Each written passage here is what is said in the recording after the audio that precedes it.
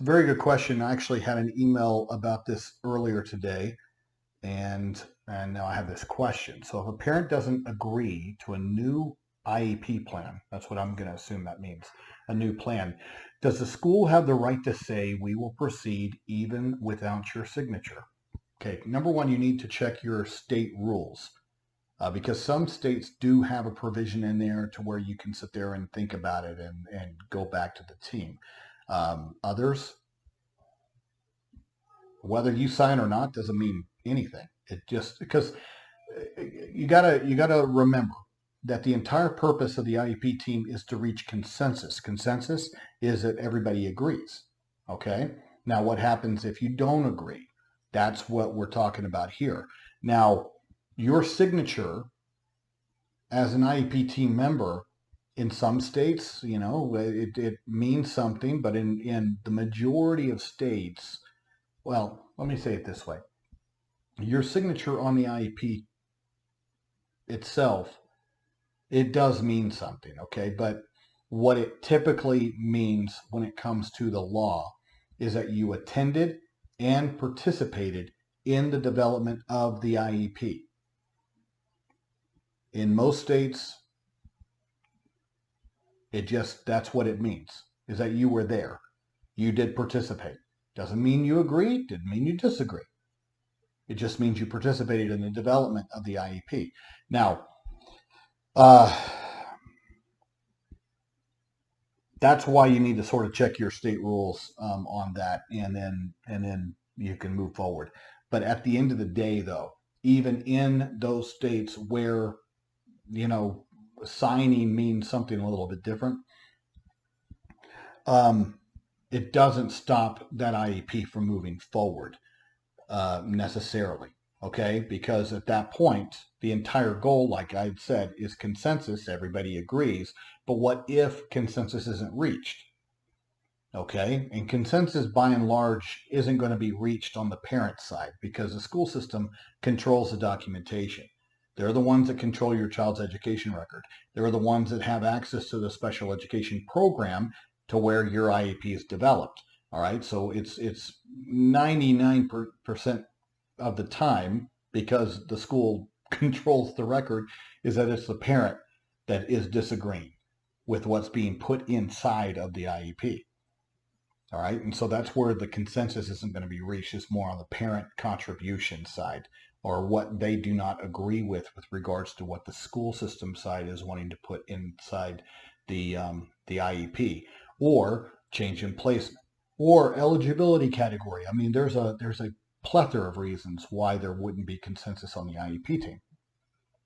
So let's say you don't have consensus. Well, at that point, you have a few options. It would trigger the dispute resolution options that are the natural feature within your parental rights. Now, what are the dispute resolution options? Well, that's a facilitated IEP meeting.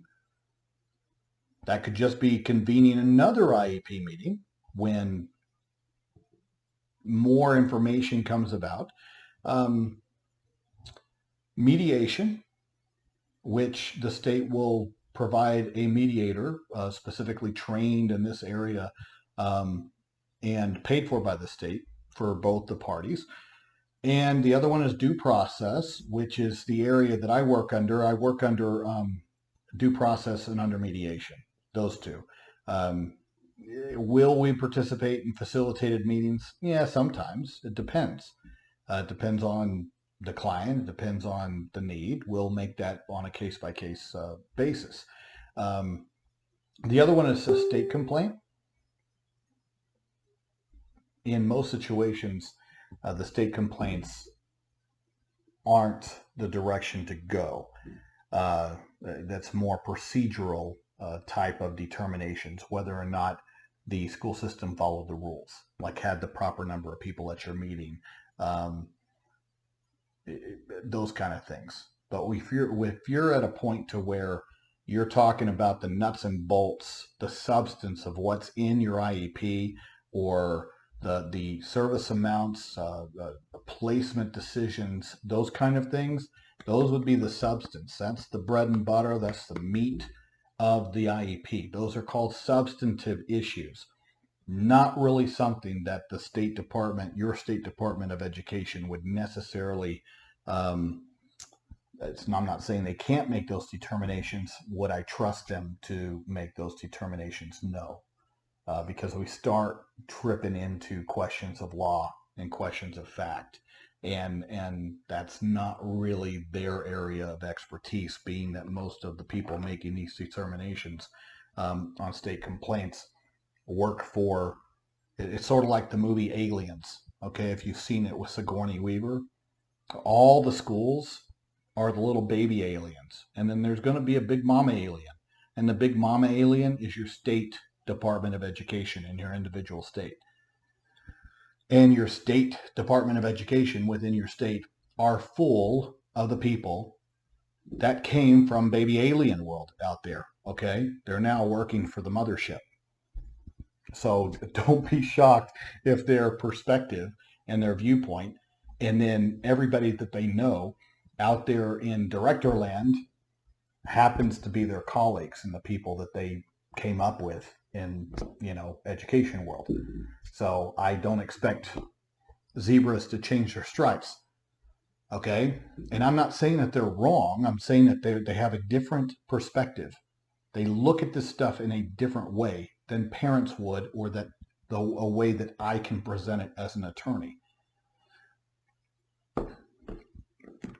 I just had that discussion today with a board attorney, that a case that we filed after we reviewed it and talked to the parent and then heard the perspective of the school system. What is the entire case about? It's a perspective issue.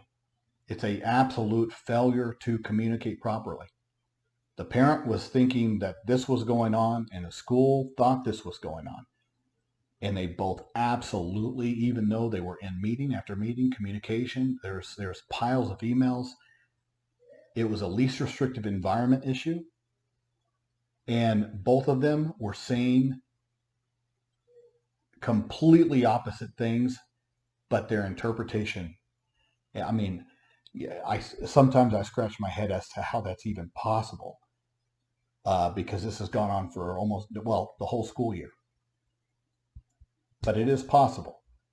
Okay, so when it comes to can they proceed without your signature? Yeah, your signature is not a veto. It's not a blocker. Like I said, the entire point is consensus. So therefore, the duty or the legal duty of the school system is still to move forward and provide your child with a free and appropriate public education. So at that point, they can't do that if you're blocking that ability to continue to move forward. And now, can you stop it from being implemented? Yes, by and large you can, but it sort of depends. If there was anything given to you, if you notated your disagreement, and I think that you should sign IEPs, but you should notate next to your signature that you disagree with this IEP. And at that point, that's your marker. That is your evidence that you do not agree with this IEP. Well, what would be your next step? Well, your next step would need to be, you would need to choose one of these dispute resolution options. Okay? Can't just sit on it. So you got to choose one of these dispute resolution options in order to complain and say, this is why I disagree, and this is the solution. Okay? And at that point, you may want to submit something to the special education director saying that you are asserting stay put. Stay put, all right? It has a very specific meaning under special education law, and that is that it's sort of a marker that what we're doing is that you're disagreeing with this current proposed IEP, and therefore it tracks it back to where the team needs to utilize the last agreed upon IEP. Well, what's the last agreed upon IEP? Well, that could be the 1920 IEP. That way, your child's still receiving services moving forward while you're having a disagreement over the proposed IEP. Okay? Now, I will tell you that if you do not assert stay put, or you do not assert stay put within the allotted time frame. And, which is sometimes schools will say, well, it's going to be implemented immediately. Well, under COVID-19, that's sort of impossible because school hasn't started and we're heading into the summer. So implementation hasn't begun for many, many, many of these IEPs, which means that you would still have time to argue stay put and then utilize this time to work out this disagreement. Sometimes schools will say, well, you have 10 days. And so you would need to sit there and assert your challenge within that 10-day time frame before that date ends, because after that date ends, if you did not assert stay put within that time frame, then your last agreed upon IEP is going to be the one that you did not assert stay put on, which would be the one that you're complaining about. I know that this all gets complex, but that's how all of this works. So just keep in mind that if you're trying to sort of block implementation temporarily, and I'm not saying that you would necessarily win on that argument every time. It sort of depends on a whole bunch of factors, because let's say your child is exhibiting violent behavior. Well, the school system is going to argue that the new IEP needs to be implemented for your child's safety and the safety of others.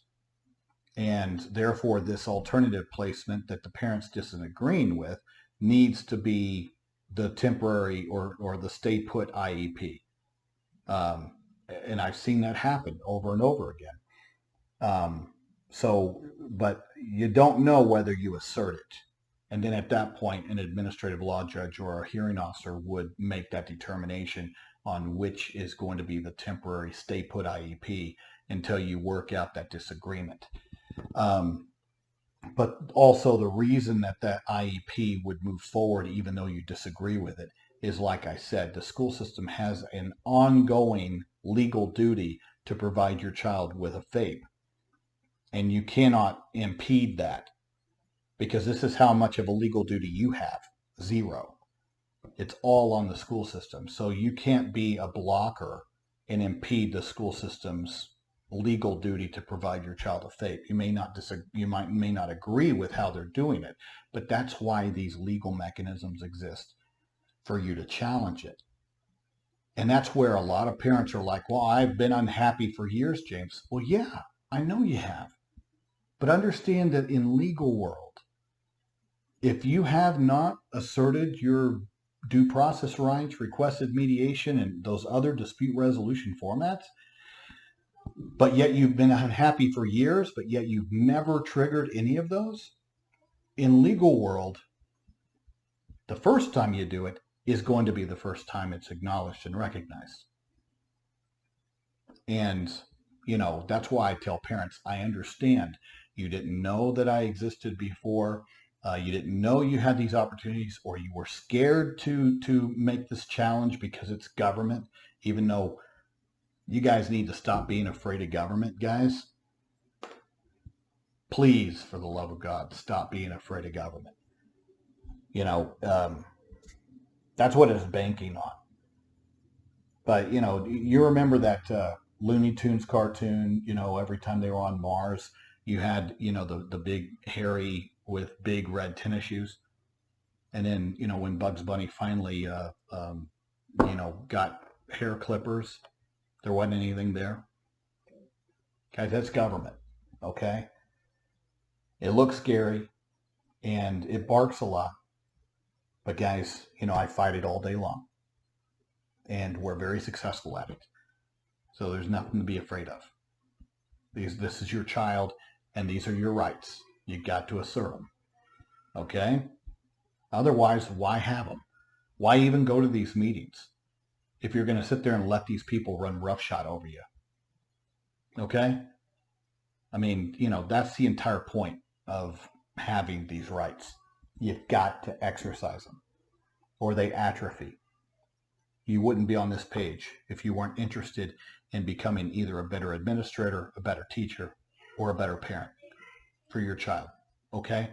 So that's sort of the nuts and bolts. I mean, I went into a lot of detail there, but it's necessary. because it's something that is going to happen a lot. And, you need to have this information in order to know what your next step is and how you navigate it.